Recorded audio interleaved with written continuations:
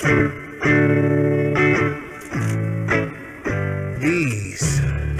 are faux scientific instruments. I see trouble on the way. Is that a monkey?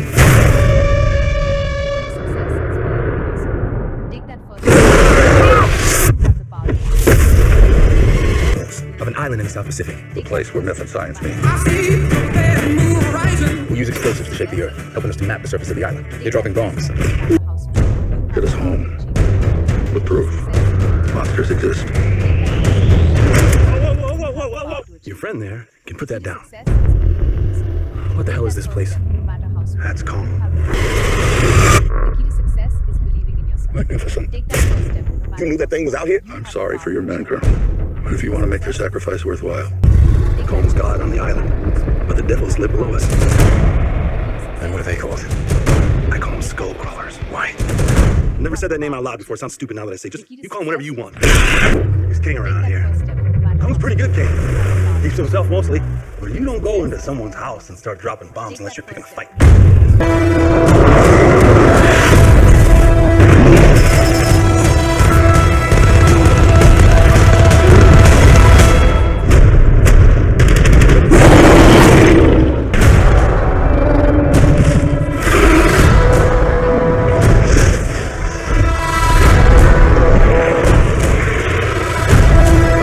It's a good group of boys. We're all gonna die together out here. You should have come here. Take that first step, no matter how small. You have the power to achieve. At the beginning of the story, we see an island. It's set during World War II. Suddenly, 2 enemy ships crash near the island, and 2 soldiers manage to get out safely. We watch as they start fighting each other, and during the fight, they run into the jungle. Just when one is about to kill the other, a huge, strange creature named Kong appears. Seeing it, both of them get really scared, and the scene ends there. The story jumps forward several years, where we see a team of geologists, including a guy named Bill and his companion. It turns out that after a lot of research, Bill discovered an island, but he needed some funding to go there. So, the 2 of them went to a senator's office to ask for that money. They were talking about the same island shown in the opening scene of the movie. Bill said that the island is really old and has all sorts of strange, ancient stuff on it. They're huge creatures, but the world still knows nothing about them. So why not stop wasting time and go find them ourselves? The senator doesn't like this plan at all and outright refuses to fund it. But Bill starts pushing hard, saying the whole world, even Russia, is trying to claim this island. So we need to get there first. After hearing this, the senator gives him permission and the funds. Obviously, he can't go alone, so he puts together a team and takes charge himself. It happens, and they have a bunch of soldiers with them, including a major. They also hired a guide named James, and there was a photographer girl named Mason to capture everything. One time, everyone has a meeting, and they're told that if anyone gets lost during the case, they should meet at a certain location. The next day, they head out in a helicopter because they need to get to the island from there. When they reach the sea the next day, they realize that they have to get to the helicopter, but the path isn't safe at all right now because there's a storm raging there. But Bill doesn't care even a bit and loads his whole team into a bunch of helicopters to get out of there. As soon as they take that route, the storm starts getting worse. Looking at the situation, it didn't seem like they or the helicopters would make it through. But somehow, against all odds, they all managed to get out and finally reach that island. One of the geologists says, "Maybe this. Big creatures probably live underground, so they start blasting the sides beneath the ground. But their blasts cause a big commotion on the island. Lots of animals start running out of the forest, and huge trees come crashing down onto their helicopters. Just then, everyone spots a massive creature right in front of them. Because of the blasts, it gets super angry and begins attacking them. Seeing this, the major orders his soldiers to open fire on it, and as soon as they all start firing at him, and he goes absolutely crazy with anger. He begins attacking not just their helicopters, but also the soldiers, which causes a lot of them to lose their lives. From there, everyone splits into 2 groups, one with the army guys, and the other with James, Mason, and the rest. Since a lot of the major soldiers had already died, he points his gun at Bill and asks why he brought them there in the first place. Bill then tells him that this world, this planet, was never really ours. A long time ago, animals used to live here. creatures even we don't know about today. The Major started telling me that one day, while I was traveling on a boat in the ocean, a huge creature suddenly attacked our boat. Everyone was killed except me. When I went back and started telling people about it, no one believed me. That's when I decided to research it myself. Now, after almost 30 years, I've come to this place to show the world that such creatures really do exist on this earth. Those creatures that still exist say they're about to take over humans soon, so we need to find and control them before that happens. Now, it turns out one of their soldiers went missing, so the Major heads into the jungle with his team to find him. But as they move forward, a bomb accidentally explodes right in front of one soldier's face, killing him badly. When they look up, they realize a spider had made its home right between the bamboo. This spider was different from the usual ones, looking really scary. Suddenly, it attacks all the soldiers. She starts attacking, but the Major shoots and kills her. This jungle was full of strange creatures. On the other side, we see the same soldier who had gone missing. He's standing by a river when Kang appears. He sees a huge octopus-like creature coming out of the water and attacking Kang. But Kang fights back, kills it, and starts eating it alive. Seeing all this, the soldier gets really scared. Meanwhile, James's team is moving forward when suddenly a huge creature appears right in front of them. The buffalo gets really scared as soon as it sees them, and before shooting, they check if it's doing anything or not. But the poor thing just walks away quietly without causing any trouble. After moving a bit further, they come across some wild tribespeople. One of the men there could speak English. In fact, he was one of the 2 soldiers who survived, those same soldiers shown in the scene at the very beginning of the story from many years ago. He takes them inside his tribe and starts explaining that, many years ago, the 2 soldiers were here. We got trapped and have been stuck here ever since. But a few years ago, one of his other buddies was brutally killed by this creature called a skull crawler. This weird creature lives just beneath the ground and is their mortal enemy. He also told us that they've been living underground since then, but because of that bomb you guys detonated down there, they're now coming up. He says Kang is protecting us, and if anything happens to Kang, then who's going to save us? James's team didn't have much time left to reach that place. So, the old soldier who was with them tells them that walking on foot won't get them anywhere, so he gives them a boat. After that, they all start fixing it together. Meanwhile, Mason sees a huge helicopter fallen on a buffalo.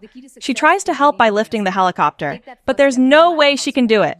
Just then, Kang arrives and easily lifts the helicopter, saving the buffalo's life. Mason gets scared when she sees Kang. But then they start thinking about how he's someone who cares for the animals. If someone has such a kind heart, how could they ever do something cruel to anyone? On the other hand, the missing soldier is shown sitting in one spot when he suddenly realizes that what he thought was just a tree is actually a creature. As soon as the creature stands up, the soldier starts shooting at it. But then he sees that the creature is actually running away scared, and it's running from none other than the skull crawler. Just as the soldier is about to get a clear look, the skull crawler suddenly kills him. Meanwhile, we see that the army is now moving forward. They were all totally ready, and James's team had their boat fully prepped. After that, they said goodbye to the tribe and set off. Everyone was pretty happy to be leaving the island, but little did they know, they weren't heading away from danger. They were actually heading straight into the jaws of death. Meanwhile, some weird birds showed up, and one of the guys was snatched away by them. James was about to shoot the birds, but before he could, those birds tore the guy apart right in front of them, and there was nothing they could do. It was heartbreaking. So, these guys go back inside the boat, and then after a while we see the Major and James's team meet up at one spot. Since they knew one of their soldiers was missing, the Major was really worried. He says they need to head west to find him. But then this big soldier speaks up, saying it's not safe at all to go there and that something there will kill them. The Major wasn't listening to anyone and tells James to come with him. So, they all go together to that place, and as soon as they arrive, they notice that here, a bunch of skeletons and bones had degraded and turned into fossil fuel. One guy smokes a cigarette and casually drops it, which starts a fire and causes a huge explosion. Because of that blast, the nearby skull crawlers wake up and start attacking everyone. Meanwhile, everyone's shooting back at them, but they don't manage to hurt any of the creatures. Then, out of one creature's mouth, a skull pops out. It's the same soldier's locket that had gone missing. That's when James realizes that the soldier isn't alive anymore. But now there's no way they can escape from here. Because the place was filled with skulls everywhere, and now there was also green gas spreading around, it was really tough for them to kill the enemies. But somehow, they managed to burn them down with their guns. Then James Major tells them that their soldier didn't survive, and even shows him his locket. But the Major gets furious, almost crazy with anger, and says he won't spare anyone now. Everyone tries to calm him down, saying that Korn isn't to blame, and that Kang is the one protecting them all. They warn that if they mess with Kang, the skull crawlers will come after them. They were going to attack, but the Major was stubborn and wouldn't listen to anyone. Then James says, "Just head that way, and I'll wait for you by the boat with my team." So everyone splits into two teams again. Later, we see James and Mason sitting on top of a mountain at night when suddenly they spot Kang right in front of them. Mason nervously reaches out to him and starts showing affection, and Kang doesn't say anything. Seeing this, Mason starts feeling really good, thinking Kang is actually a pretty nice creature. Now, on to the next part. On the other side, we see that the Major and his soldiers have planted a bunch of bombs along the riverbank. Because of the blast, Kang shows up and starts attacking those soldiers, thinking they're ruining the planet.